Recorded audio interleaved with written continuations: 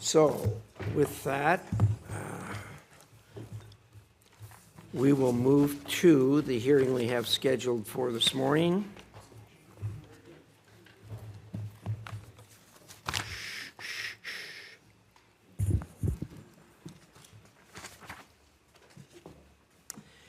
And we are going to talk about this morning reviewing implementation of the Taiwan Enhanced Resilience Act and future opportunities for U.S. Taiwan cooperation.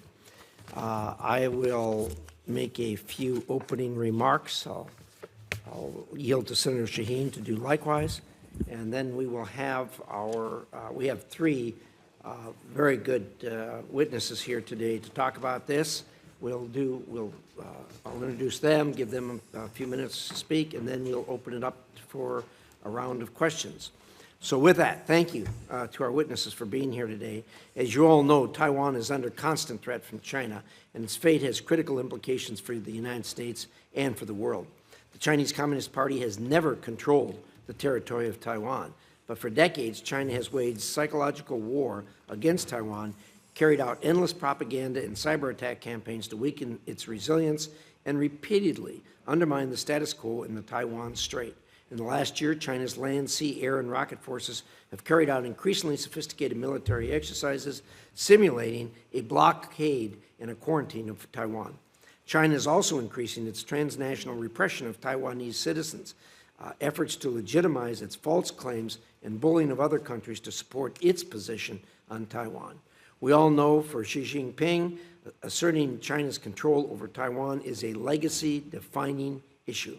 His population is aging. His economy is faltering. China needs a victory, and Xi has set his sights on Taiwan. This is deeply troubling.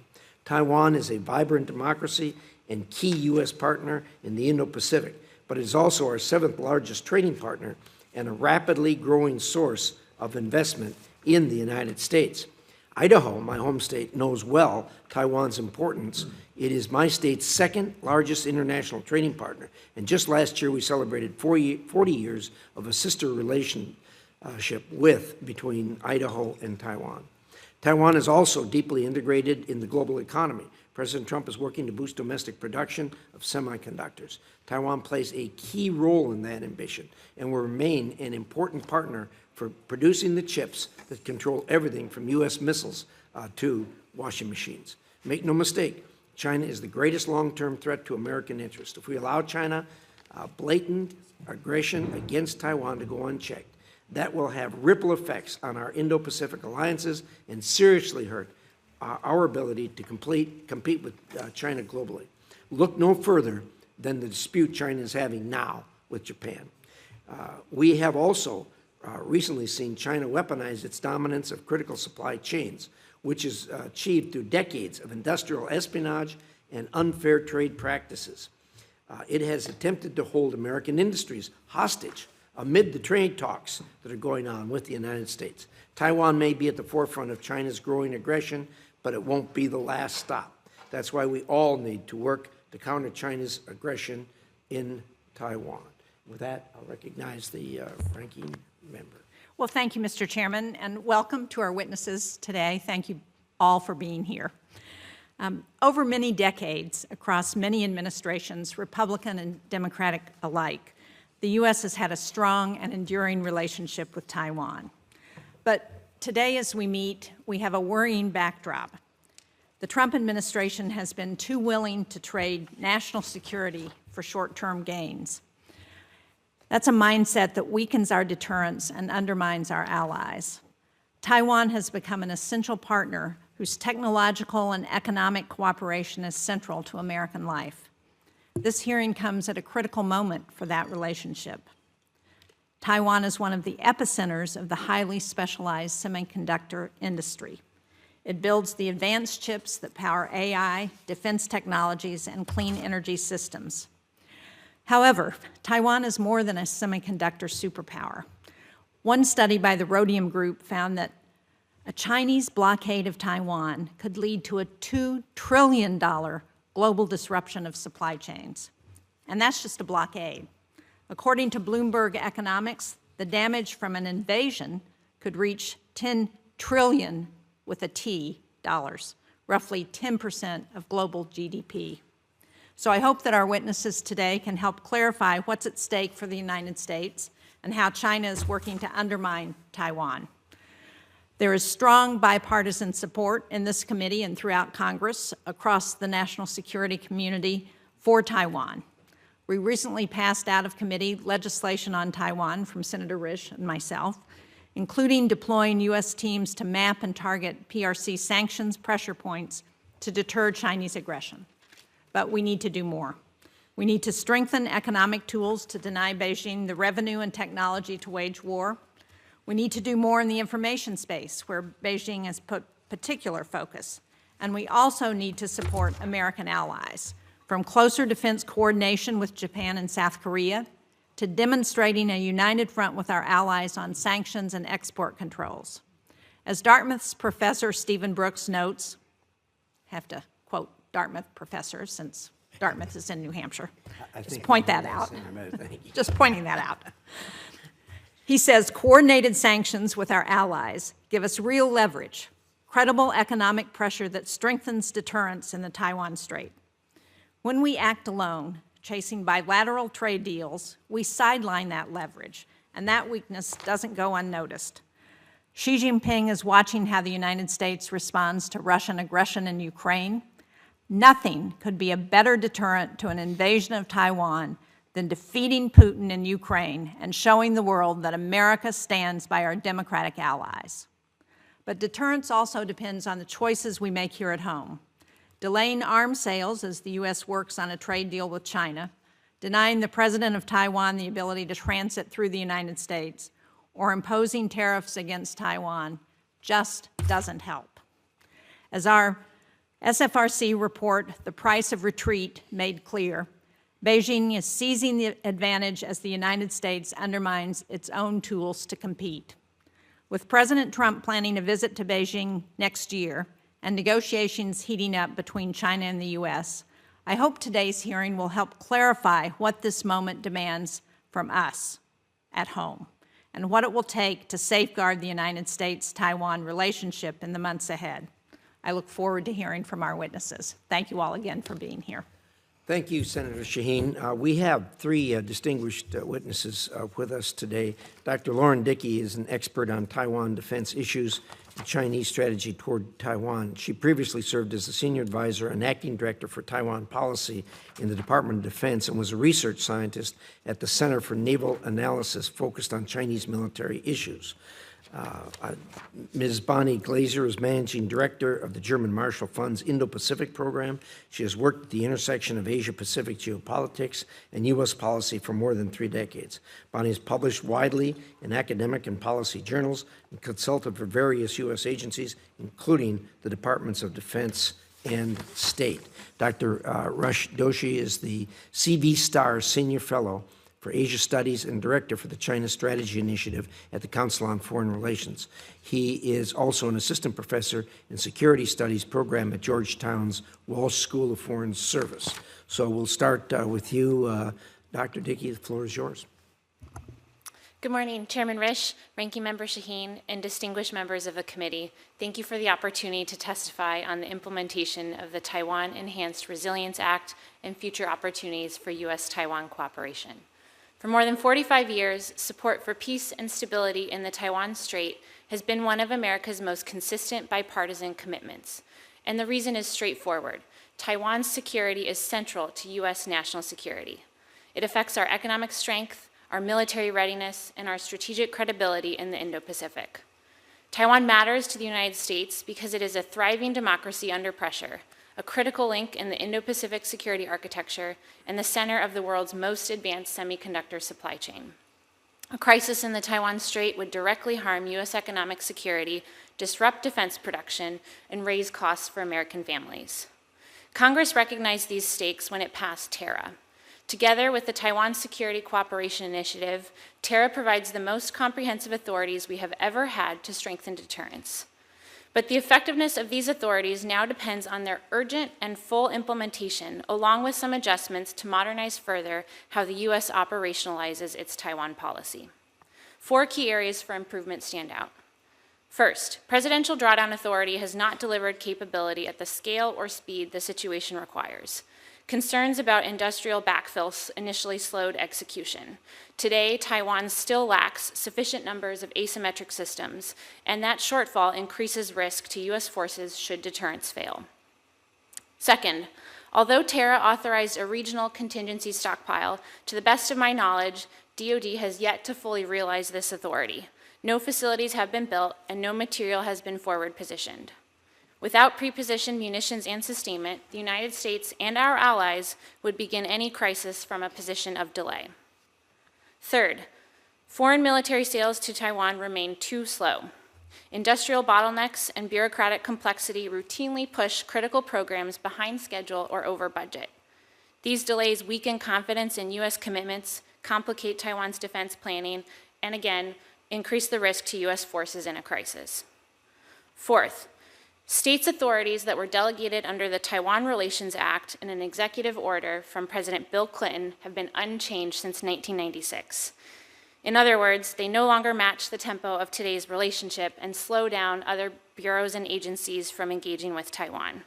And the American Institute in Taiwan, which manages one of the most consequential portfolios of any U.S. mission, faces staffing and facility constraints that limit its ability to support an ever-expanding security agenda.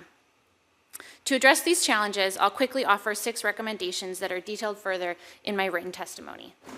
First, fully resource all Taiwan-relevant security assistance authorities and link them to a multi-year DoD plan with quarterly reporting on the status of how each authority is being used.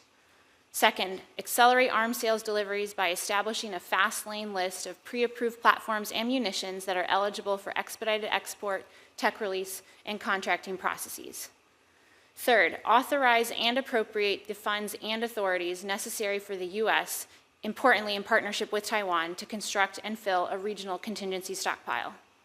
Fourth, modernize states' outdated oversight policies and require annual reporting on Taiwan-related engagements that the Department of State disapproves. Fifth, strengthen AIT's staffing, facilities, and leadership, including by mandating Senate confirmation for the AIT Taipei director and immediate appointment of a Washington-based AIT chairperson. And lastly, continue to deepen congressional engagement with Taiwan's legislative yuan to support sustained defense budget growth and critical policy reforms. In short, deterrence in the Taiwan Strait is still achievable, but it requires even greater urgency and the full use and expansion of the authorities that Congress has already put in place. Ultimately, implementing TARA effectively protects American interests, American workers, and American lives, but more can and must be done. Thank you, and I look forward to your questions. Thank you so much. Ms. Glazer, the floor is yours. Chairman Risch, Ranking Member Shaheen, distinguished members of the committee, thank you for the opportunity to testify at today's hearing. It is crucial that Americans have a deeper appreciation of why Taiwan is important to the United States. Robust public support for Taiwan can contribute to strengthening deterrence and to help make possible U.S. defense of Taiwan if deterrence fails. In my view, Taiwan's significance to the United States and the free world is threefold. First, as George W. Bush stated during his presidency, Taiwan is a beacon of democracy to Asia and the world. Taiwan serves as a powerful alternative to the Chinese Communist Party's led political system. Second, Taiwan manufactures over 60% of the world's total output of all semiconductors and more than 90% of the most advanced chips, which are essential for virtually all electronic devices, including computers, cars, smartphones, and military equipment. Third, failure to support Taiwan in the face of PRC coercion and aggression could prompt our allies to doubt the credibility and reliability of the United States' defense commitments to them. This is especially true for the Japanese, who worry that PRC occupation of Taiwan would put Tokyo's sea lanes at risk and hinder Japan's self-defense forces from defending the country's southwest islands. The threat of a full-scale PRC invasion or blockade or other actions are real, but not imminent or inevitable. Beijing's preferred strategy is to coerce Taiwan to agree to unification without resorting to overt kinetic warfare.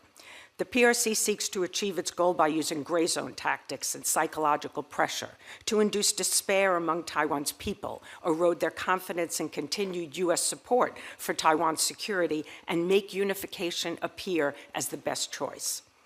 PRC experts and officials view Washington as currently prioritizing relations with Beijing over Taipei and exercising caution in policy toward Taiwan so as not to undermine prospects for reaching deals with the PRC. The PRC's deterrence calculus is shaped heavily by its assessment of Washington's support for Taiwan and its willingness to intervene to defend it. If Beijing concludes that U.S. support for Taiwan is waning, it is likely to adopt a more coercive risk-tolerant strategy across political, military, and gray zone domains. The Taiwan public's historically favorable view of the United States is declining, and doubts about American dependability to defend Taiwan if attacked are growing. Doubts in Taiwan about U.S. commitment to the island's security and willingness to defend it if attacked could result in despair about Taiwan's future, providing the PRC with an opportunity to advance its strategy of convincing Taiwan citizens that their best and perhaps only option is unification on Beijing's terms. Pessimism about U.S. willingness to support and defend Taiwan is likely to weaken resolve among the island's citizens to resist a takeover by the PRC and could embolden the PRC to undertake riskier actions to compel unification. In my written testimony, I've included many recommendations for the committee's consideration, and here I will highlight just a few. One, mandate the Department of State to counter the PRC's distortion of UN General Assembly Resolution 2758, which Beijing uses to embed its One China principle in the international community and block Taiwan's participation in UN-affiliated agencies. It is also using this resolution to prepare for a legal justification should it decide to take Taiwan by military force. Two, send more CODELs to Taiwan to ensure an up-to-date understanding of Taiwan's evolving security needs and domestic dynamics, which are changing, and to reaffirm U.S. commitment to Taiwan's democracy, prosperity, and security. Three, instruct the U.S. Trade Representative to finalize the U.S. Taiwan Initiative on 21st Century Trade. And the Senate should also approve the Double Tax Relief Act to address the double taxation of cross-border investments. Fourth, explore ways for international partners to provide equipment to the United States that could then be passed along to Taiwan. This would be path-breaking. And finally, facilitate resilience and security cooperation between Taiwan and regional partners like Japan, Australia, and the Philippines, as well as with countries with extensive civil defense experience, such as Finland, Sweden, and Israel. So I thank the committee for its attention to this important issue and look forward to your questions. Dr. Dorsey, we'd like to hear from you next, please. Thank you, Chairman Risch, Ranking Member Shaheen, distinguished members of the committee. Thank you very much for the opportunity to testify today on U.S. Taiwan policy. In my remarks, I'll address four questions. First, why does Taiwan matter? Second, what is China's strategy towards Taiwan? Third, how is Taiwan responding? And fourth, how should we prepare? So first, why does Taiwan matter? I want to offer two main reasons. The first is, according to Bloomberg Economics, as we've heard, a Chinese invasion of Taiwan would cost the global economy $10 trillion, 10% of global GDP, and that is an economic setback bigger than the global financial crisis, bigger than the COVID pandemic, and rivaling the Great Depression. That is because Taiwan makes the semiconductors upon which the world relies. But there's a second important risk, too. If we cannot or will not support Taiwan, then our allies and partners will assume in Asia that we won't support them either, and they will accommodate themselves to China's power. And if we lose them to China, we lose our best path to reindustrializing America. Our Asian allies still know how to build things, and they're investing in U.S. manufacturing projects from shipbuilding to battery plants under President Trump. But if Asia falls under Chinese hegemony, then all of that, those investments, those supply chains, and our economic future could become subject to China's veto. That leads to a second question. What is China's strategy? Beijing wants to seize Taiwan to end the Chinese Civil War, to secure President Xi's legacy, and for geopolitical advantage, and that strategy has two parts.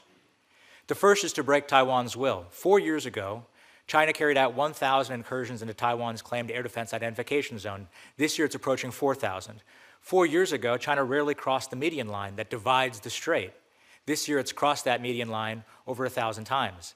And 4 years ago, China maintained a modest naval footprint around Taiwan. Now the island is routinely encircled by over a dozen military vessels.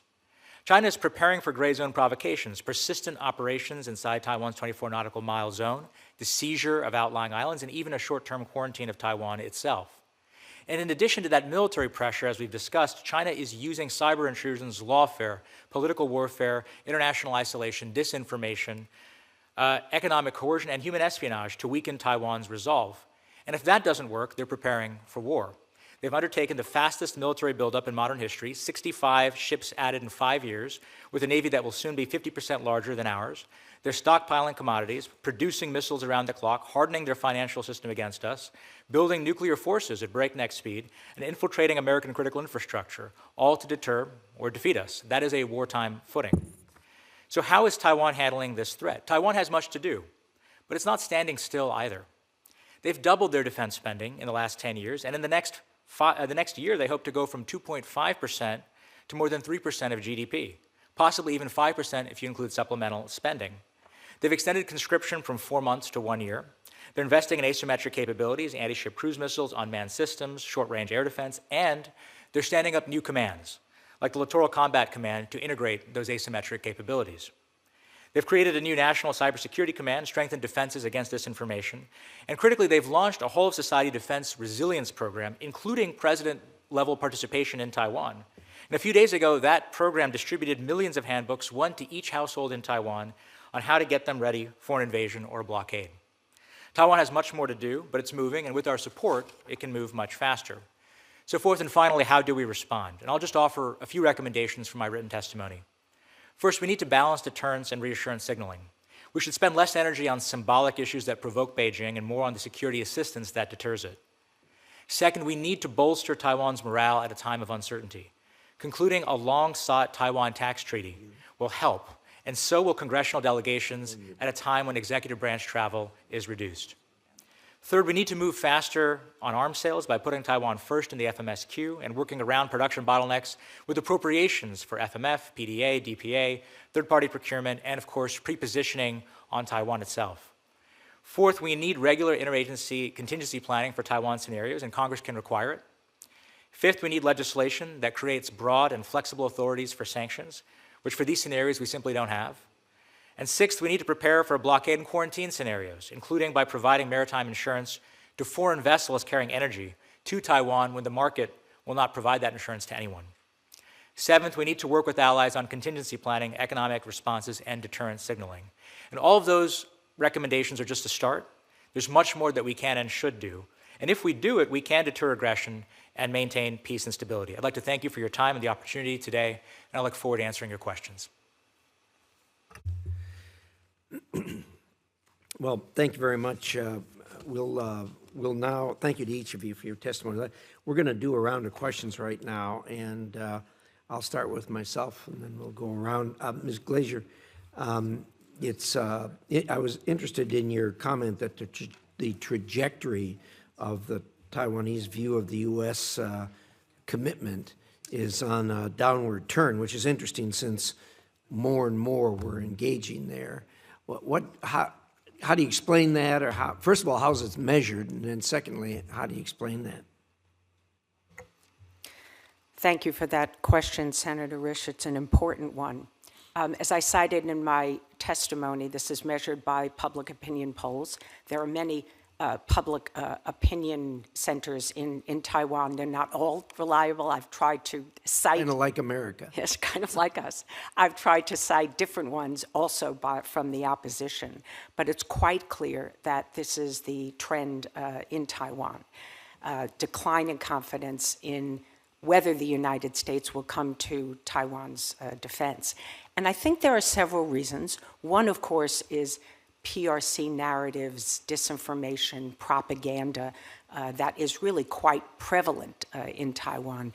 Secondly, there are some domestic narratives in Taiwan that also generate this sentiment that the United States is just simply not reliable.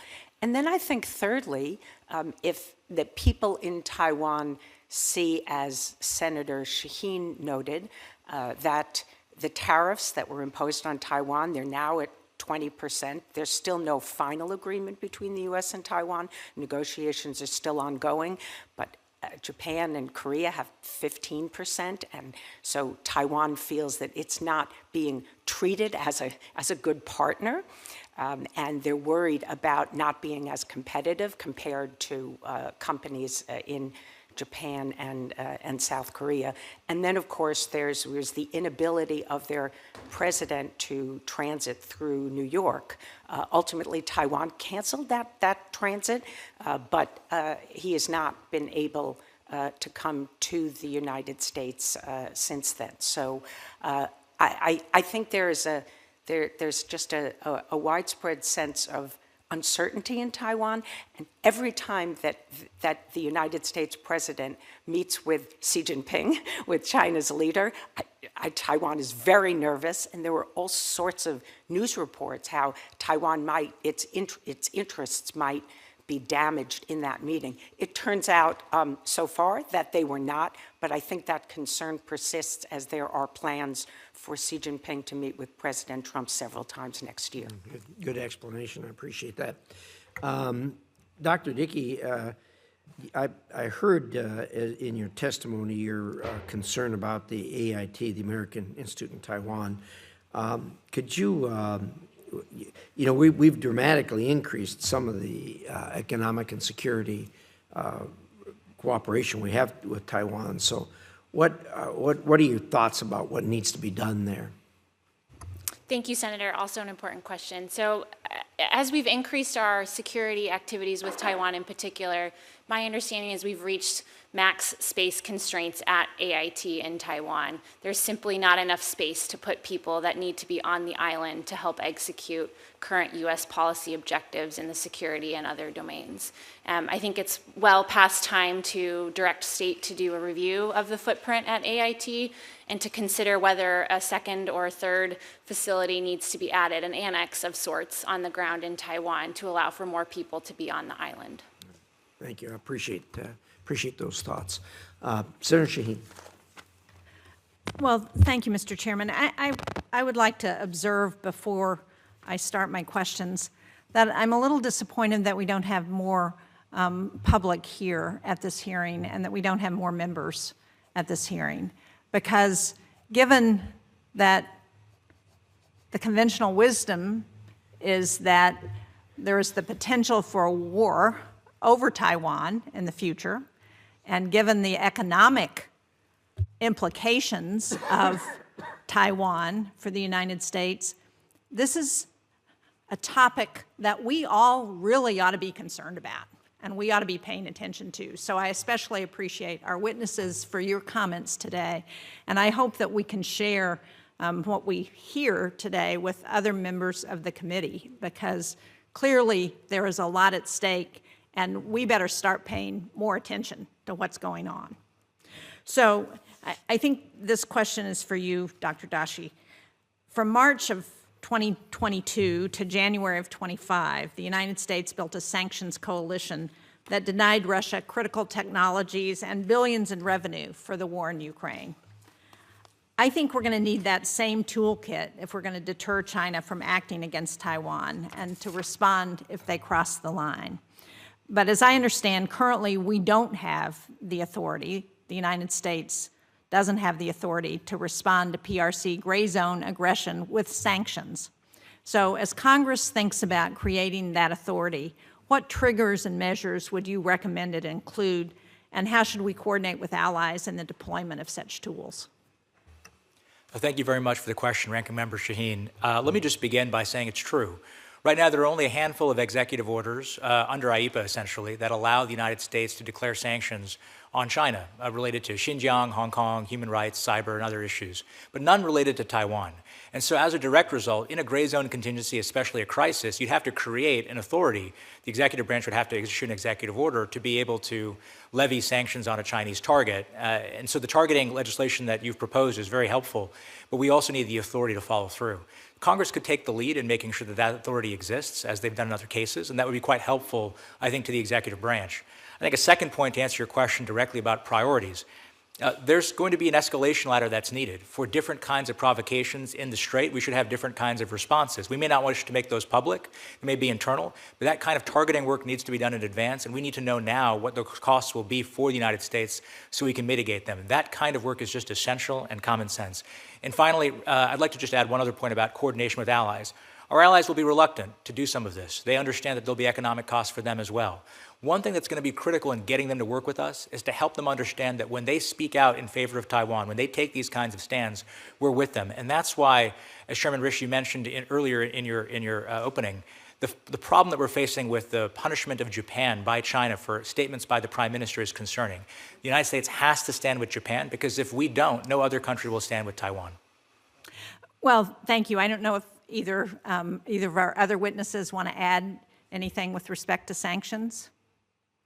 If not, let me follow up on the comments that the chairman mentioned about Japan, and just ask you, we haven't seen the administration voice support for Japan following Prime Minister Takaichi's comments that she made in support of Taiwan, where the Chinese basically threatened to behead the Prime Minister because of those comments. So characterize, if you could, the Trump administration's coordination with our allies and partners on Taiwan and China policies. Well, thank you, Ranking Member Shaheen. I'd like to see more coordination. I think the Trump administration could coordinate even more intensely, particularly on Taiwan and even on economic matters as well, although that's a separate issue. In particular, right now, we might see China escalate beyond the rhetorical to the economic. And imagine if China starts taking economic steps against Japan. What we need is some kind of Article 5-like economic mechanism to collectively push back when China does that. We don't have that kind of mechanism right now. We tried to create it when I was in the Biden administration. We didn't succeed. But it is possible, and I think with congressional support, we could get there. So right now, I'd say there's been a few statements of support for Japan from the Trump administration, but we need a lot more given the scope of what Japan is facing. I will end with this. I did read a report, I have to verify it, that the Typhoon missile system might have been withdrawn from Japan around the same time that essentially China was pushing Japan. I think that's the wrong kind of signal, even if it's a regularly scheduled rotation. Well, thank you for mentioning the report. I just happen to have a copy here, so hopefully people will take a look at it, because it does raise some troubling questions about our policies with respect to the ability to continue to compete with China. Thank you, Mr. Chairman. Thank you, Senator Shaheen. Dr. Doshi, you mentioned in your statements just now military matters related to Taiwan, capabilities, planning, and that sort of thing. It's appropriate to raise in this, but this committee is focused on other things. And I got to be careful what I say here. I'm on the Intelligence Committee. I'm a senior Republican on the Intelligence Committee, though not chairman, but senior. There's a lot more to that, and as you mentioned, it's not appropriate for public dissemination, and we hope it stays that way. But I just want the record to be clear that there's a lot more to this when it comes to the military preparedness and the military planning regarding Taiwan-China conflict. With that, that's about all I can say about it. So with that, Senator Ricketts. Great. Thank you, Mr. Chairman. Thank you to our witnesses for being here today to talk about this. And I agree with Senator Shaheen. Really important issue that more Americans ought to be taking notice of for just the reasons that you all described with regard to the economic impacts to the United States and the quality of life here in a potential Taiwan contingency. Over the past several years, Taiwan has made real sacrifices to improve its self-defense. Dr. Doshi, you outlined some of those. Raising defense spending, restructuring its force, and investing in systems that make an invasion more costly to Beijing. But even as Taiwan steps up, the United States is failing to deliver key capabilities on the timeline deterrence requires. Bureaucratic backlogs and sluggish notifications are creating vulnerabilities we cannot afford. FMS cases get bogged down by bureaucratic delays, industrial base constraints, and outdated notification rules. Dr. Dickey, you highlighted this clearly in your testimony. With these delays don't just hurt the timelines, they weaken Taiwan's political will and ultimately increase the risks to U.S. forces and what they would face if deterrence fails. That's exactly why I introduced the Porcupine Act with Senator Coons. It would put Taiwan in the NATO Plus category to cut notification times and raise thresholds. We want to ensure weapons that we've already approved are available and actually reach Taiwan when they matter. Dr. Dickey, you made the point that the current FMS system erodes confidence inside Taiwan's political system. Can you walk us through how an erosion of confidence translates into real-world deterrence failings? Thank you, Senator. It's an important issue and one that I care a lot about personally as well, too. So arms sales are a high visibility barometer of the U.S. commitment to Taiwan. And whenever there is a delay or notifications are bundled or held for political reasons, that barometer, that signal of U.S. support decreases significantly for all that we are doing with Taiwan and across the Taiwan Strait. Particularly today, we see a sharp drop in notifications year on year, both in terms of dollar amount and frequency. My concern is that sends a sign of our wavering commitment to Taiwan, even as we continue to use authorities like PDA and FMF to open up other forms of defense and security cooperation with Taiwan. My bottom line really is this. I think, FMS is but one piece of the toolkit that we have for Taiwan, and all of the pieces of legislation and resources we're reaching for to help accelerate and break down some of these pipelines and issues are important. But they can't be the only thing that we're doing. We need to continue to lean forward and use PDA to its fullest potential, use FMF, pursue defense sales that are direct commercial in nature and outside of the traditional procurement lanes, and really find all of the efficiencies available to us to ensure that these delays are not what's breaking down and that they're not seen as a sign of our wavering commitment to Taiwan. Yeah. How does Beijing read these delays? And again, you mentioned some of the drop-offs in deliveries, and how does that shape their assessment of our resolve to support Taiwan? Look, I think that Beijing has to plan for a Taiwan crisis based on what they can see as being delivered to Taiwan. And so when we are unable to deliver the systems that we publicly say Taiwan needs, these asymmetric capabilities, large numbers of small things that would help them counter the threat both day-to-day and in a crisis, I think Beijing could wake up and say, this is an easier fight than what we think it might be. They could wake up and say, today could be the day that we, Beijing, take action against Taiwan. And so when we're not able to deliver these systems on time and on budget due to challenges within the U.S. defense industrial base, I think that really credibly undermines that deterrence mirror that Beijing would otherwise be staring straight into. Mm-hmm. Well, I know you've seen some of these cases up close. Where in the FMS process does Taiwan lose the most time? Frankly, it depends on the capability, and it also depends on the defense prime that is executing the case. So sometimes a defense prime can strategically say, we would like to move Taiwan to the front of the queue, and they will make changes in their production line to put Taiwan first above others. Sometimes the defense primes are unable to do that because they have other fiscal considerations. There's one specific example that comes to mind for a platform where Taiwan was further down the list. I believe it was number 3 or 4 or even 5. And the defense prime in this case was not able to move Taiwan forward because there would have been a significant amount of non-recurring engineering costs that would have had to transfer from another foreign partner to Taiwan to pay for the system that Taiwan had contracted for. These are all process issues, right? If the Department of Defense and state work together to figure out ways with Congress to reallocate funds and figure out how to pay for some of these costs, my view is that it is possible to consistently move Taiwan to the front of the queue on production lines. Great. Thank you very much, Dr. Dickey. Appreciate it. Thank you, Mr. Chairman. Senator Coons. Thank you, Mr. Chairman. Thank you to our witnesses. This is a critically important hearing.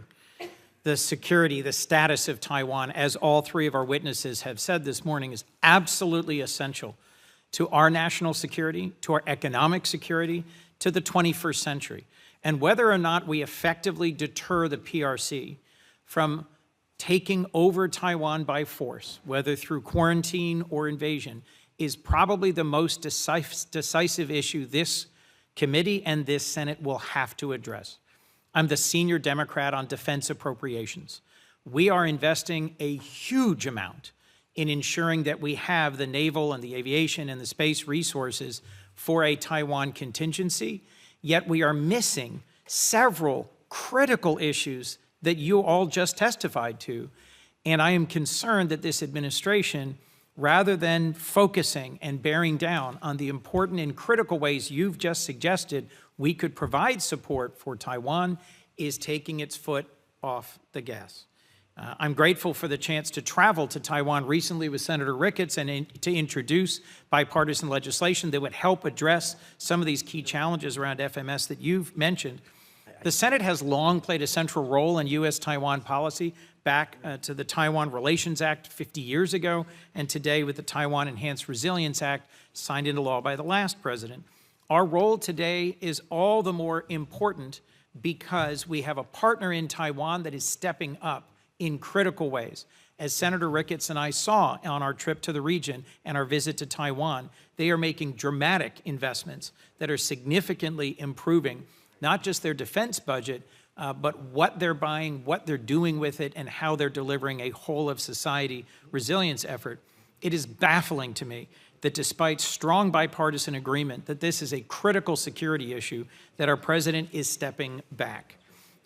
If we just look at a timeline of the major security cooperation announcements and congressional notifications concerning Taiwan that occurred from January 2023 to the president, this is FMS sales, FMS obligations, presidential drawdown authorities, very, very long and robust list. And then since President Trump came to office, virtually none. Ms. Glaser's testimony noted FMS sales to Taiwan in Trump's first term was a record $18 billion, but so far in this term, a tiny fraction, $300 million. On top of that, the Trump administration has canceled high-level defense dialogues, denied the president of Taiwan transit through the United States, undoing a long-standing precedent of presidents of both parties, all of this to curry favor with China in the midst of a flawed tariff fight. So from where I sit, the measure of our policy has to be the impact it has on our adversary, in this case, the PRC. Ms. Glaser, you're a recognized China expert, and you keep close tabs on the PRC's perceptions, on Xi's perceptions, the PLA's perceptions. How are they seeing all of this? How is this potentially emboldening Xi to make the decision that today's the day that he will take action, far more aggressive action and risky action against Taiwan? Well, thank you, Senator Coons, for your remarks. And we met at the Aspen Security Forum and in the summer. And I remember you'd recently come back from Taiwan, and very much appreciate your attention to the issue. Taiwan is doing, of course, a great deal to bolster its own ability to defend the island. And I know we are working closely with Taiwan, but the PRC, I think, looks at Taiwan's capabilities and sees that it can use whatever means that it has to take Taiwan. It will probably try to do so in a way that before the United States can get there. And if they see this administration as diminishing its support for Taiwan, as I said in my testimony, they will probably be more willing to use coercion, to increase measures that it has, operate, for example, in the contiguous zone around Taiwan, maybe even fly aircraft in the territorial sea and airspace. And there may be more potential for miscalculation, that they may actually think that the United States will not respond, and they could impose a blockade and then see if there is no response, that then they will wait for Taiwan to surrender when it runs out of energy.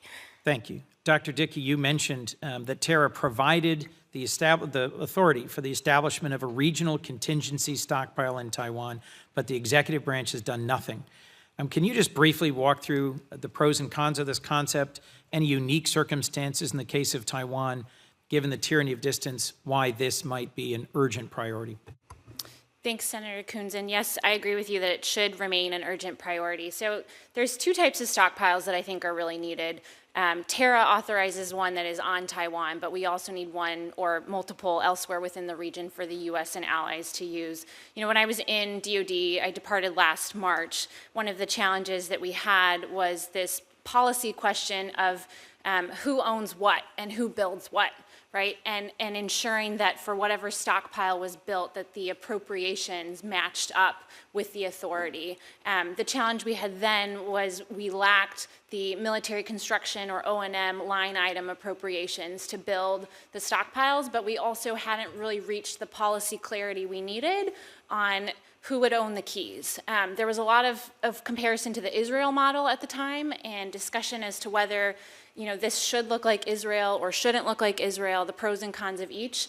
And as I understand it, a lot of those conversations, never really reached their full fruition. So my belief is that this stockpile is feasible, but it needs to be done by and with and through Taiwan partners. And once it's built, as it's built, it should include not just sort of the hard material capabilities that the U.S. or Taiwan would need, but also the non-material things like medical supplies, food rations, water, et cetera, things that would really support the people of Taiwan in any crisis scenario. Thank you, Senator Coons. Senator Curtis. Thank you. Thank you, Mr. Chairman, Ranking Member. I agree with the Ranking Member. This is a very important hearing.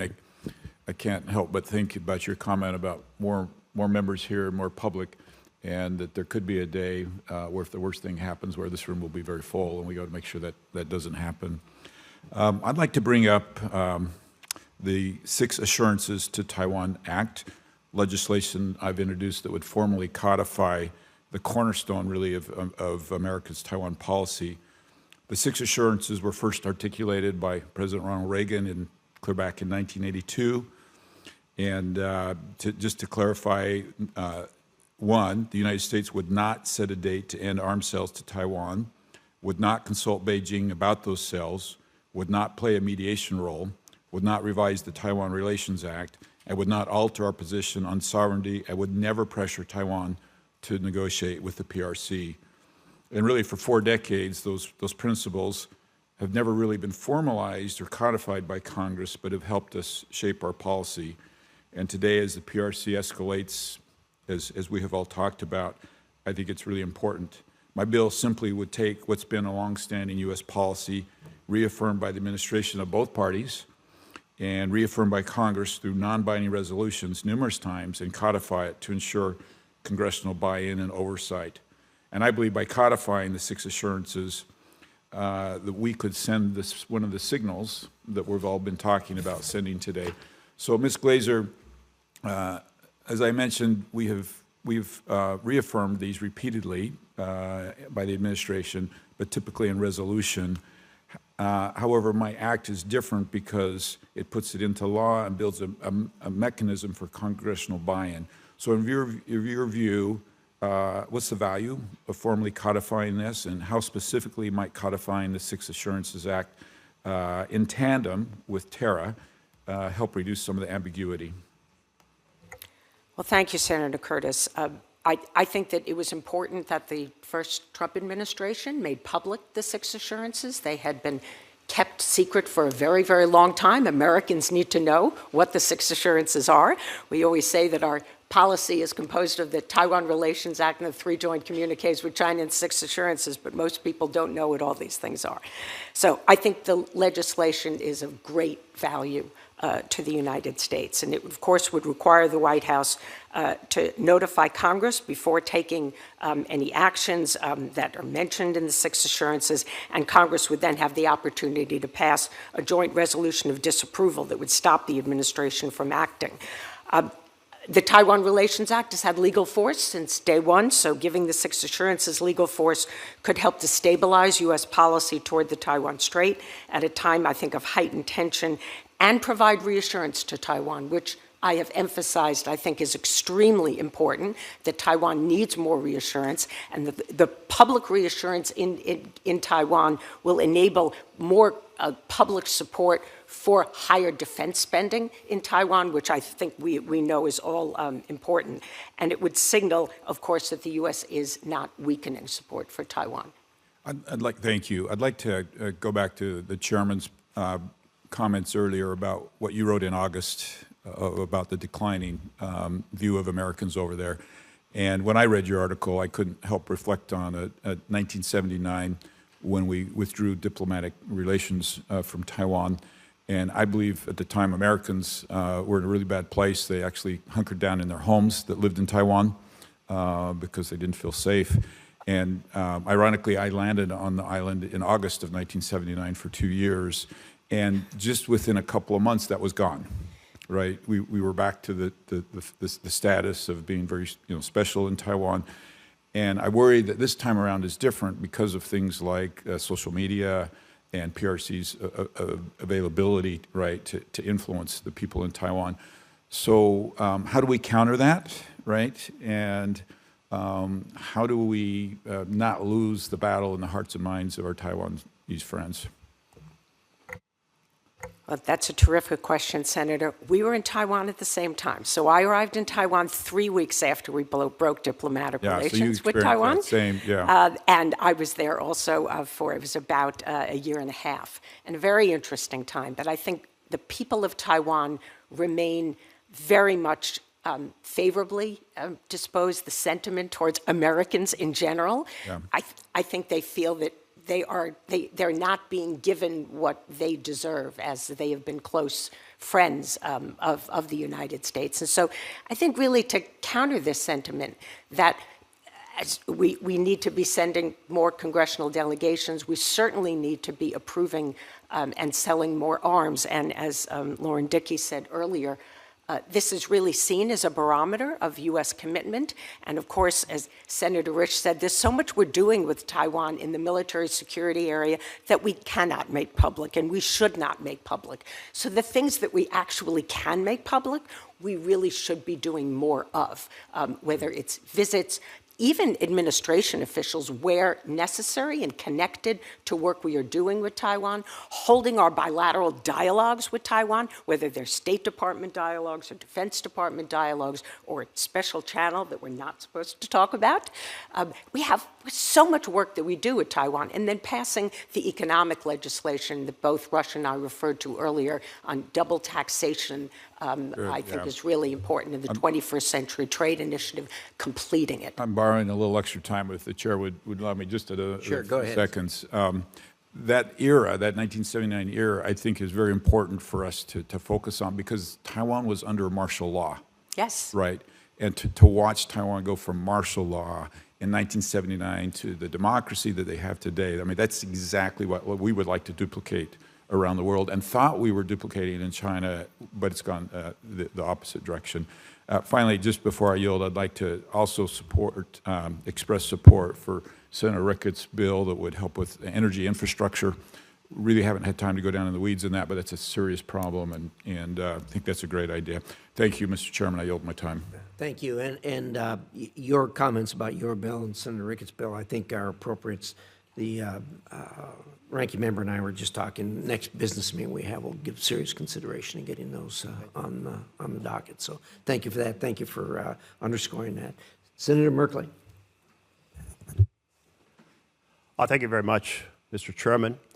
A year ago, about this time, I went to Taiwan. I was the first member of Congress to go following the election, and I can tell you the leaders were extremely nervous about the new administration, primarily in the context of up and down support for Ukraine and what message that might be sending to China about our commitment to Taiwan.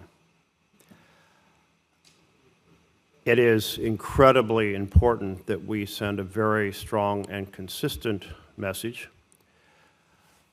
Senator Curtis's bill, which I'm proud to be the Democratic lead on, we filed this morning. And so I appreciate, Ms. Glazer, your response.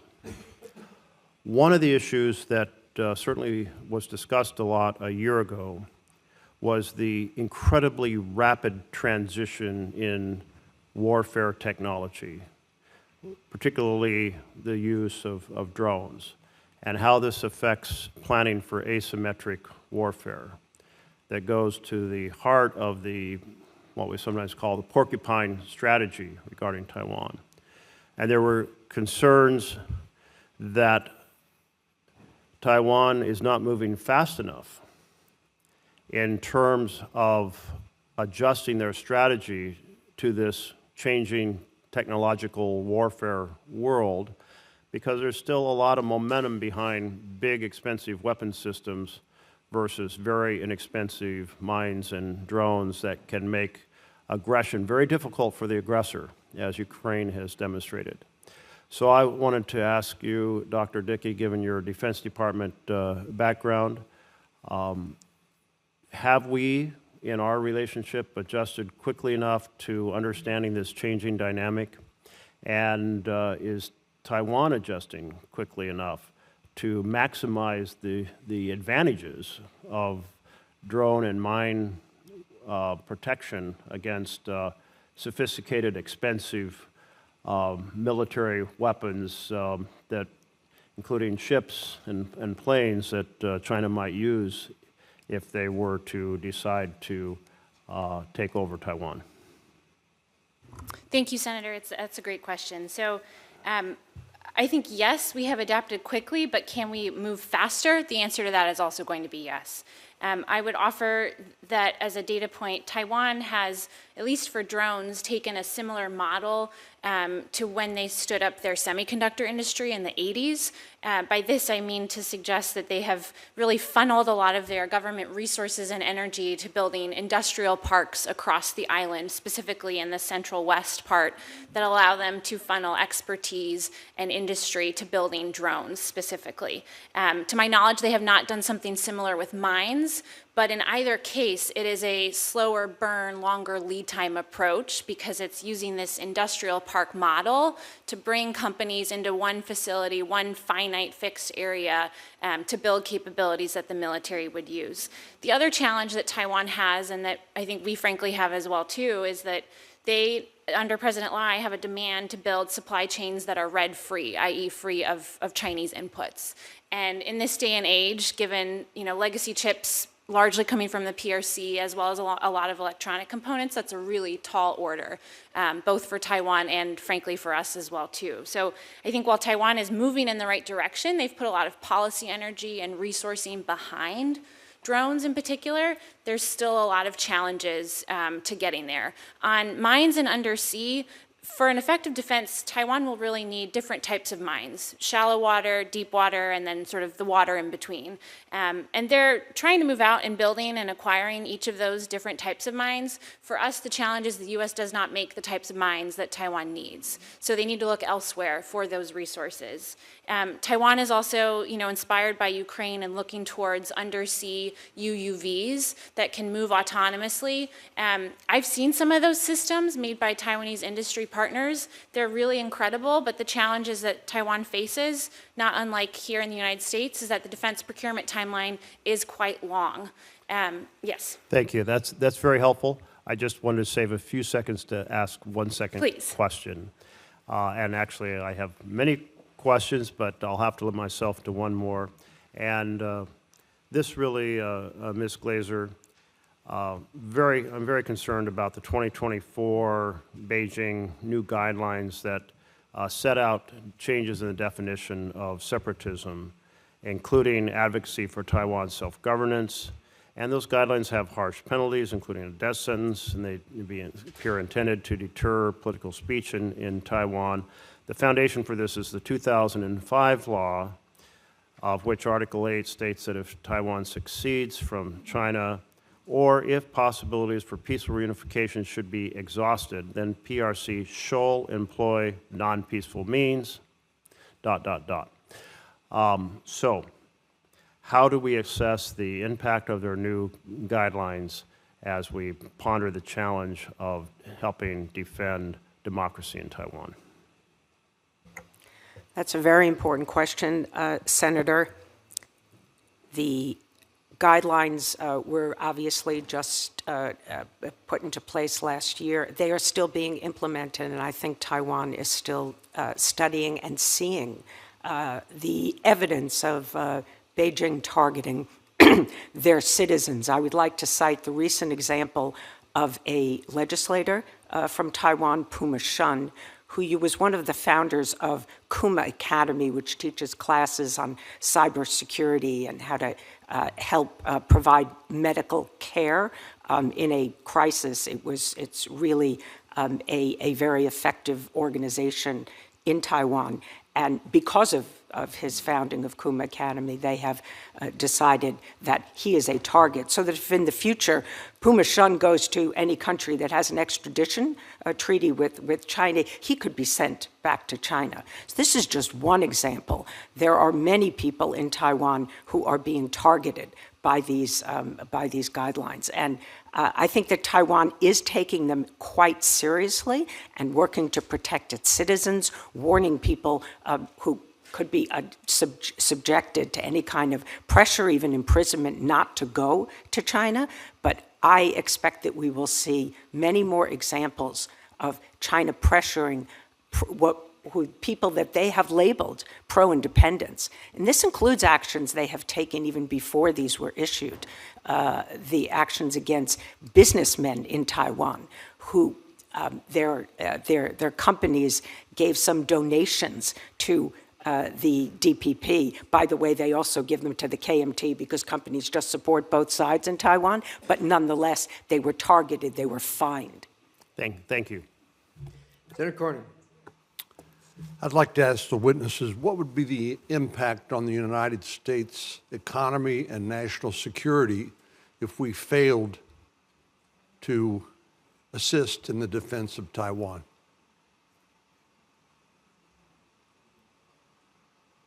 Go for it.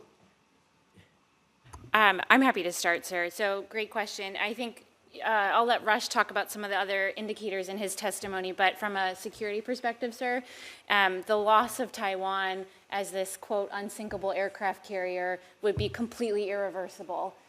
We would lose our ability to access the first island chain and the rest of the region. We would obviously lose a close, vibrant democratic partner. The list goes on and on and on. Would President Xi stop there, in your opinion?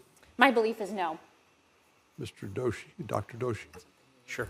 Well, thank you, Senator, for the question. I think it is the important question because the American people would suffer if we were not to stand with Taiwan in a scenario like that. Let me just offer 3 quick points. The first one, obviously, is the economic cost of war itself, which would be 10% of global GDP, a Great Depression, essentially, a second Great Depression. But there's another factor as well, because maybe they're able to take Taiwan without firing a shot. Maybe Taiwan capitulates. Even in that situation, we're seeing, what we would see is an Asia that's no longer favorably inclined towards the United States. A world in which Asia is sort of no longer accessible to us. We're locked out of Asia, where Asian states bandwagon with China. And we have to assume that'll happen because right now China is half of all regional military spending and half of all Asian GDP. So they might just say, well, we'll work with China, we'll accommodate their power. That'd be a world in which the United States could not reindustrialize. We are correctly focused on building back manufacturing capabilities in this country. President Trump and President Biden focused on that. But Asian investment is critical. They still know how to make the things that we want to make. They may not be able to do so if that's subject to veto from China and if their supply chains are subject. So to bring it home to the average American, it's not just the cost of the war, it's also the question of what our business model will be as a country. Will we bring back manufacturing? And if we don't stand with Taiwan, I think it'll be very hard to do that. If I could just add one additional point, and I agree with my fellow witnesses, using force has not been central in Chinese foreign policy, really since 1979 when they took some actions and invaded Vietnam. I believe that if they actually took Taiwan by force successfully, that consideration of use of force would become much more central in PRC foreign policy, whether we're talking about against Japan, South China Sea, against some of the claimants, or potentially against India. And as their capabilities continue to improve, much farther from their shores. During the first Trump administration and then during the Biden administration, we worked on shoring up the supply chains of advanced semiconductors, recognizing the dominance of Asia in that production of these essential ingredients of everything with an off and on switch. What would be the impact on the U.S. economy, Dr. Doshi, if we were denied access to TSMC and maybe even Samsung's production capability in South Korea? Well, thank you, Senator, and for your leadership on this issue in particular. Let me just say the impact would be catastrophic. The entire AI build-out in the United States is made in Taiwan. All the chips are from there. All the advanced nodes that we need for those data centers come from Taiwan. A world in which... Is that where NVIDIA has their chips manufactured? Yes, Senator, that's exactly right. Virtually every single NVIDIA chip of significance is made in Taiwan. And so there is no AI data center build-out. There is no AI industry without Taiwan's fabs. The result of China having not only destroyed those fabs in the case of war, but perhaps occupying those fabs if Taiwan is peacefully taken, it would mean that our entire AI future is in the hands of Beijing. And because AI is the most transformative technology we know of, and because we don't have the industrial advantage to go head-to-head against China, this is the one lead we do have, compute, AI chips. If we lost that, we would probably lose the 21st century. If, in fact, the consequences of Chinese invasion of Taiwan would be so catastrophic to our economy and national security, does a policy of strategic ambiguity make sense, Ms. Dickey? And let's go down the line. My belief is that the policy of strategic ambiguity still continues to serve the best interests of this country because it gives the President of the United States, regardless of administration, the most decisional flexibility in a crisis or a contingency. Senator, I do believe that this policy of strategic ambiguity has one significant advantage, which is that it also incentivizes Taiwan to invest in its defense. And every pound of material that Taiwan builds or has deployed on its island is worth, 1,000 what we have across the horizon because it's harder for us to get there. So I'd like them to have skin in the game, and this makes sure that they do.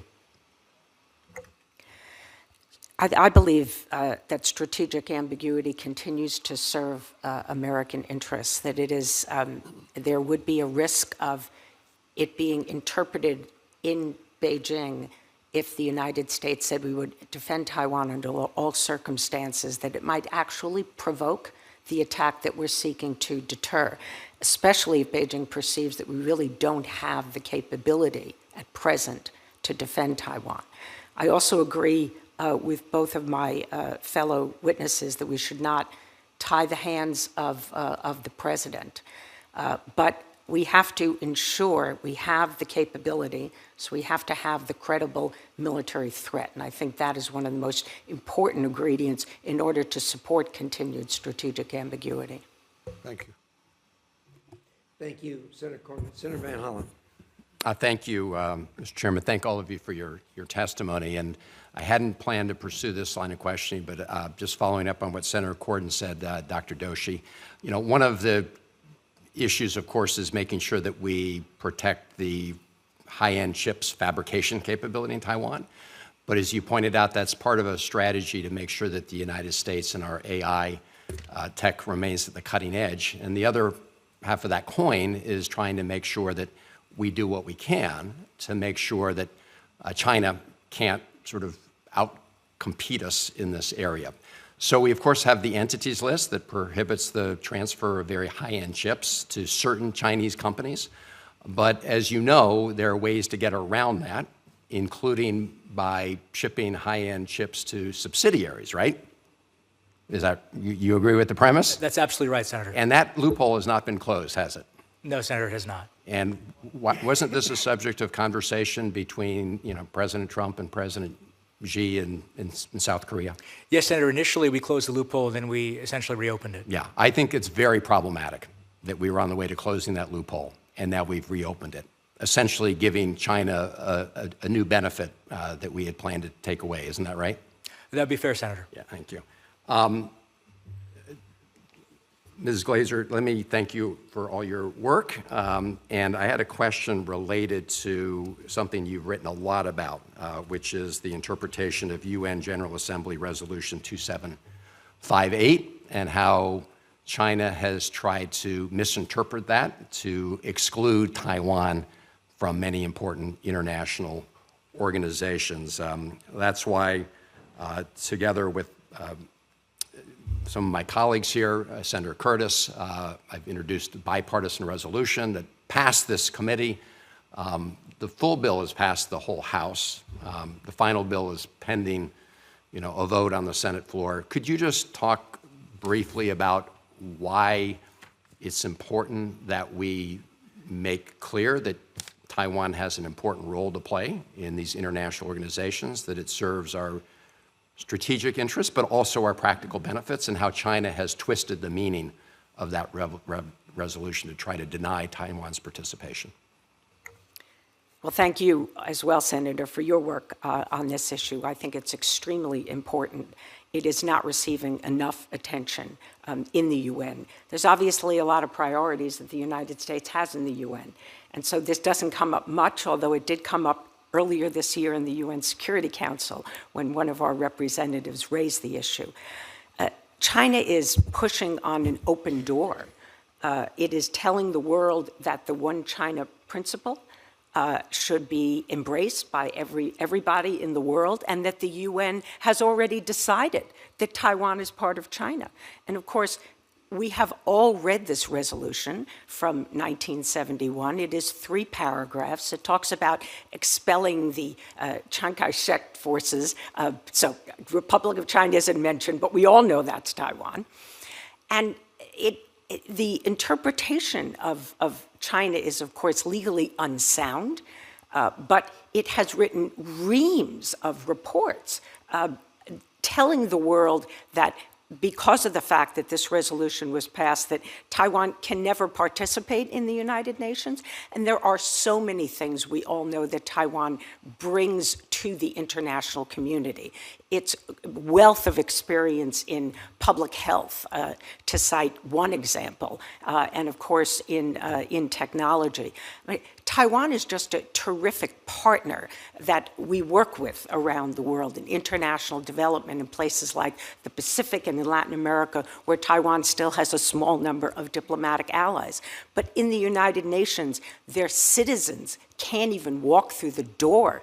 High school students to even participate in a tour of the United Nations. I mean, the Chinese just have reacted to this so strongly, and there has been so little pushback. So I did include in my work that I've done on this issue things that the United States could do, and I do think that we should clarify our One China policy is very different from their One China principle, and we should have the State Department write a report that calls out the flaws in the legal arguments, because we have a terrific legal team at the State Department. They've written some really excellent reports on the South China Sea. We have never seen a report on this issue, and I would strongly recommend it.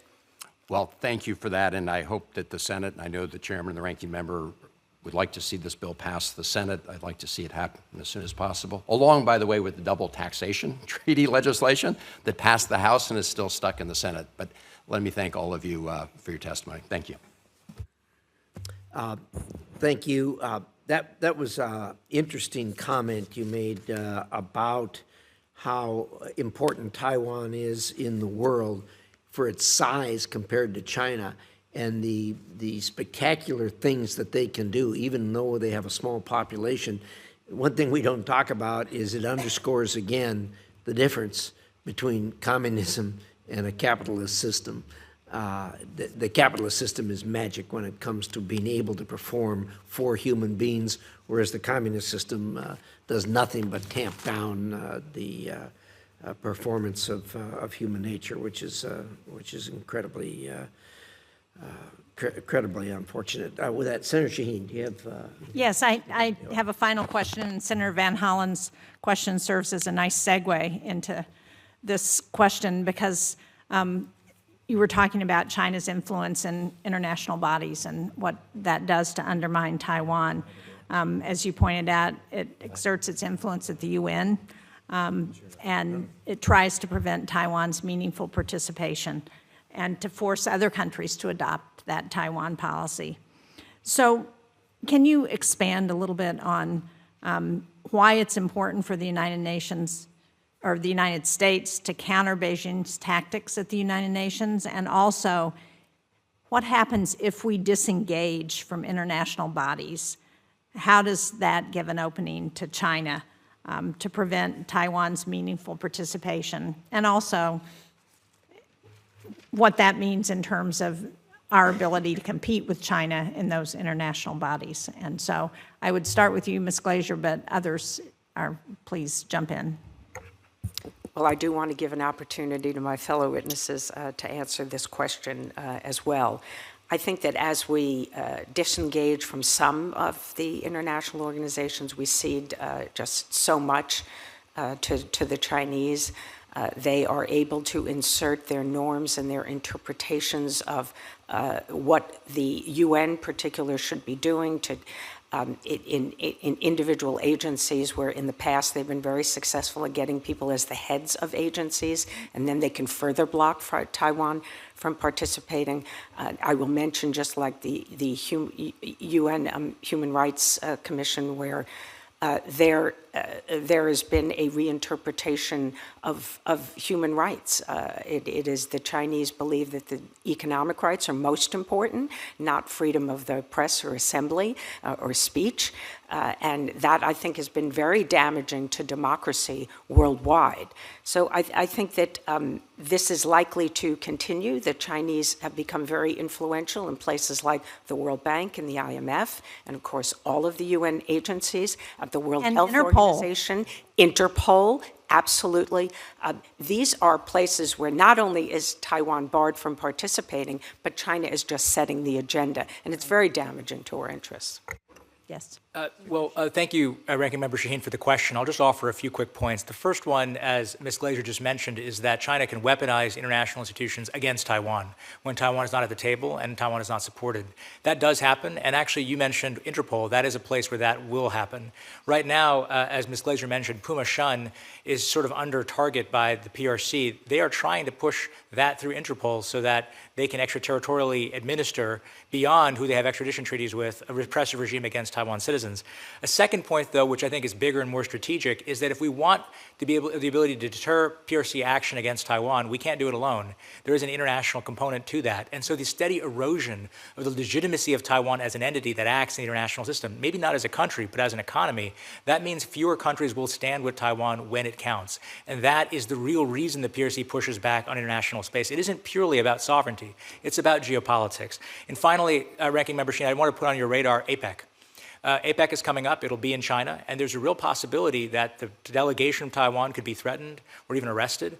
APEC has every right to participate, or rather Taiwan has every right to participate in APEC. They're very careful and restrained. They don't usually send, for example, their president to APEC to avoid offense to China.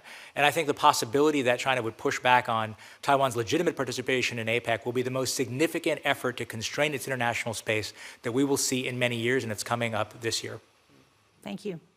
Thank you, Member Shaheen. I just wanted to address your question about what happens when we disengage specifically. I think regardless of the forum or the venue, when we are not present, we're losing an opportunity to talk to other partners about Taiwan. We're losing an opportunity to talk to them about our One China policy, which admittedly is unique. But we have learned over the years since the TRA was passed how to operationalize our own unofficial relationship with Taiwan. And when we don't show up and we don't have the opportunities to talk with other partners about this, we're frankly missing out on a chance to educate them on the opportunities that they might have, to some of the earlier comments about allies and partners, to engage with Taiwan in a way that comports with their own laws and policies as well. Well, thank you all very much. Thank you. You've had interest in a little more discussion. Senator Ricketts. Thank you, Mr. Chairman. We talked a little bit about this or touched upon this, but Taiwan's energy security is one of its biggest liabilities, and of course Beijing knows that. Tabletop exercise that Senator Coons and I hosted earlier this year simulated an energy quarantine and underscored this sobering reality. An energy squeeze doesn't require a blockade or even a shot fired. Targeted coercion alone could trigger a crisis long before the military action even happens. That's why strengthening Taiwan's resilience is central to deterrence. Senator Coons and I introduced the Taiwan Energy Security and Anti-Embargo Act to help counter this. This common sense legislation would expand U.S. LNG exports to Taiwan, support its energy infrastructure, and ensure adequate flows of energy shipments to Taiwan in a contingency. Dr. Doshi, you noted Taiwan's energy insecurity. What are some of the fastest steps both the U.S. and Taiwan can take right now to reduce that exposure to energy quarantine? Well, thank you, Senator Ricketts, for your leadership on this issue with Senator Coons. I was grateful to participate in that tabletop with you, and I'm grateful for your legislation, which I think goes a long way to addressing this problem. There's one item I would add. It's perhaps beyond the scope of this committee, but I think it's important for us to consider, which is the question of insurance. There is a real risk that, of course, when there's a conflict or a crisis in the strait, even if there's not a shot fired, insurance rates will skyrocket for those LNG tankers carrying energy to Taiwan. We have a mechanism in the United States to address that problem because we thought about it over 100 years ago in a sense. And that mechanism is, again, maritime insurance backstopped by the federal government, but it only applies to U.S. flagged vessels and U.S. carriers. We can, of course, modify the statute to allow that insurance to apply to foreign flagged vessels en route to Taiwan carrying LNG. And should we do that, we'd have a way of stabilizing the insurance market and ensuring energy keeps flowing. So that's a very simple fix that would have enormous impact right away. The other elements that matter are, of course, coordinating with Taiwan on finding other suppliers of energy, in addition to the United States, working with countries like Qatar that supply LNG to Taiwan to ensure consistent supply. And then finally, we have to help Taiwan find a way back to nuclear. I think it's important for Congress to push for that. I'm not sure that the decision to denuclearize was that wise. It has created this energy vulnerability in Taiwan, and it is possible to reverse it, as given all the innovation in our country in this area, including with small modular reactors. Yeah, and on that last point, I agree with you 100% with regard to this is something that they should absolutely be taking up to get their nuclear power plant restarted again as they're in the process of shutting it down. That would help. And of course, our act contemplates as well the insurance issue as well. So thank you very much, Mr. Chairman. Thank you. Senator Coons. Thank you, Mr. Chairman. Thank you. Your testimony to this committee today has been clear that Taiwan, this small island of 23 million people in a robust democracy, is an engine of innovation and creativity, and that the competition for the 21st century centrally rests on the advanced semiconductors that drive artificial intelligence that are uniquely made on Taiwan. While in a bipartisan way, we have worked to invest in reshoring advanced semiconductor manufacturing in the United States, we're not there yet. And were the PRC to gain total control of Taiwan, the results for our national security and our economy would be catastrophic. So while on the defense side, we are investing massively in improving our ability to project force in the Western Pacific, on the State Department and the security policy side, we are, I think, failing to take advantage of a bill signed into law several years ago, as you've testified. Dr. Doshi, coming off the Trump-Xi summit last month, frankly, I was holding my breath, afraid that President Trump might give the PRC access to our most advanced AI chips, might grant concessions on Taiwan going against a long-standing bipartisan consensus. And given that there's likely 2 more summits in the near future, I'd be interested in your thoughts. You have supported U.S. PRC leader summits in the past. Walk us through what is a likely ask from Xi and what the consequences might be if President Trump continues this, I think, concerning slide towards prioritizing U.S. PRC relations over U.S. Taiwan relations. Well, thank you for the question, Senator Coons. I did have the great privilege of preparing several summits for President Biden, including his meeting with President Xi in Bali in 2022 and in Woodside, California in 2023, along with virtual meetings and phone calls. I will tell you one personal thing that I think you'll find interesting. In 2023, when we were preparing the summit for President Biden, we were focused on progress on AI with China, particularly a risk dialogue, military diplomacy, including at the theater level, and progress on fentanyl. Those are the 3 big priorities for us. At one point in the negotiations, China's side was very clear that to make progress on any of those 3, we had to change our Taiwan policy from do not support Taiwan independence to oppose Taiwan independence, the first major change in Taiwan policy in 40 years. We, of course, refused to have that linkage. We didn't think it was appropriate. If someone wants to consider a change like that, it should happen within the context of Taiwan policy itself. I suspect that they will continue to push on that. Yes. And one of the reasons that I don't think Taiwan was a big part of the summit most recently in Busan, South Korea, is because what would make President Xi quite happy is to have progress on that issue in Beijing. Every major adjustment that the U.S. has made with China to Taiwan policy has happened in Beijing, whether that was rapprochement, normalization, or, of course, the 3 no's from President Clinton. And they'd like to be able to complete that with a hat trick in April next year. So I think it's not wise for us to let Taiwan policy be linked to other issues. Actually, it's not wise for either side. It's not wise for China either, because it creates further risks for them too. And it creates instability for all of us. On the question, Senator, of chip controls, I am concerned about the possibility of us exporting our very best chips to China for one very simple reason. You look at the industrial competition between the U.S. and China, and they are 2 times our manufacturing, 2 times our power generation, 3 times our car production, production, 11 times our steel production, and 20 times our cement production. That's not taking into account all the other high-end advantages that they have. Our biggest singular advantage is simply that we are the leaders in AI compute. We've got that, they don't. And it is the reason we are ahead in AI right now. So to give up that lead at a time when we have other areas that we've got to fix seems to me to be premature, especially because AI can help us with reindustrialization. Do you think we should legislatively adopt a ban on export to the PRC of chips above the H20 NVIDIA level?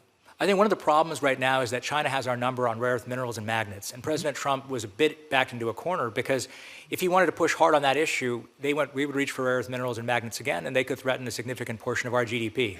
I personally favor the GAIN Act because I believe that it's important for us to prioritize the sales of our most advanced semiconductors to U.S. companies and maybe allies and partners before China.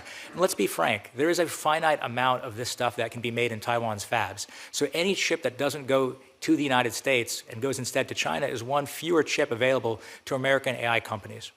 If I might, Mr. Chairman, ask one last question.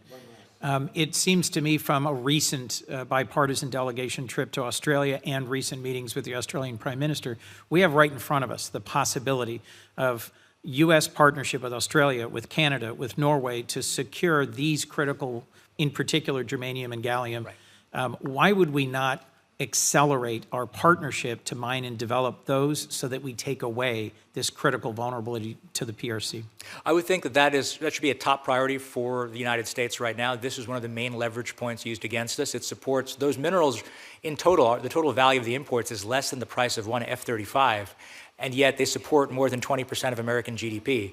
So we need to find a way to fix it. There are all kinds of innovative technologies being developed in the United States too, including at the University of Texas, like new methods of filtration that don't involve chemicals. Here's the bottom line. If we did an Operation Warp Speed for critical minerals, we could solve this problem, and we just have to do it. Senator, there's a lot going on critical minerals right now. It's bipartisan. It's between and by branch of government also. Everybody really understands this. It really hit home, I think, starting with COVID, then obviously with Ukraine, and now when the Chinese use this in the trade negotiations, game over. It was time, and we can't talk about everything that's going on here, but I can tell you this is something that is right at the top of everybody's mind. And I think the testimony that was given here is that the administration had very little choice when they were talking about the chips versus critical minerals. We don't want to be in that position, and we're going to be out of it here pretty quick. So I don't know about pretty quick, but we're going to be out of this, and we will be well on our way out of it pretty quick. Senator Cornyn. What should we make of President Xi's purging of senior military leadership in the PLA in terms of his confidence in his own military? Dr. Doshi. Thank you, Senator Cornyn. It's a great question. The single most important political question right now in China is very simple. What is the relationship between President Xi and his military? There is no more important political question in China than the relationship between the chairman of the party and the vice chairman of the Central Military Commission.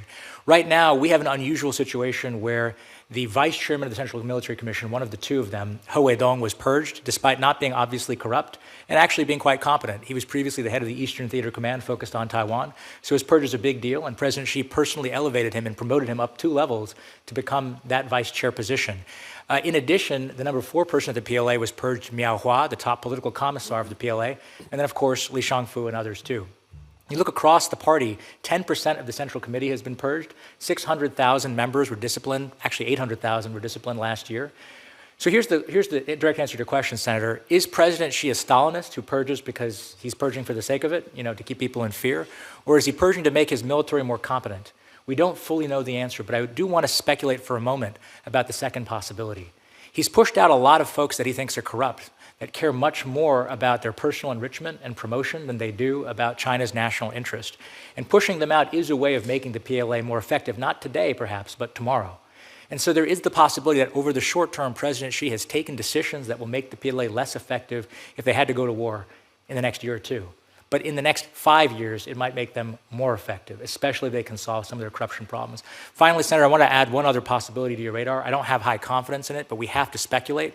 There's not great evidence of the party's relationship with the military at this moment. But the other person who matters in the PLA is Zhang Youxia, the top vice chairman of the PLA.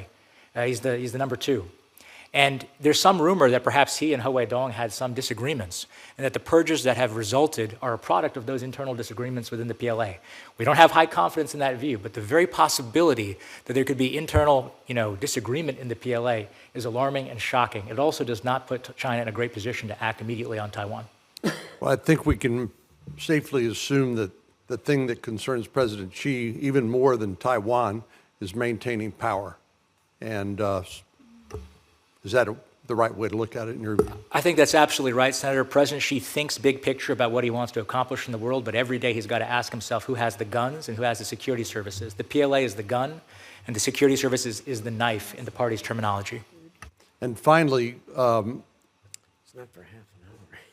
does President Xi and the Chinese Communist Party draw any conclusions about the U.S. resolve to come to the assistance of our allies around the world from what's happening in Ukraine, for example?